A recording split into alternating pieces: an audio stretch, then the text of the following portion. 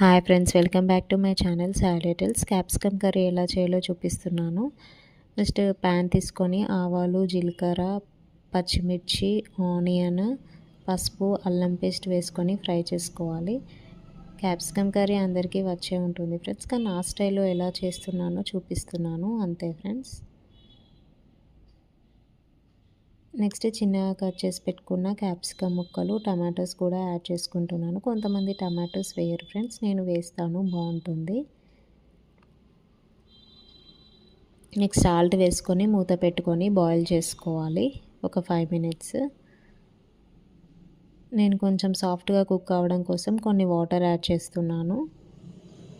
Next water ఇంకిపోయాక కారం add చేసుకుంటున్నాను. అవి కొంచెం ఒక 5 మినిట్స్ ఆగాక కొత్తిమీర పౌడర్ అండ్ కొత్తిమీర ఆకు వేసుకొని సర్వ్ చేసుకోవడమే. ఇది చపాతీలోకి, రైస్లోకి బాగుంటుంది.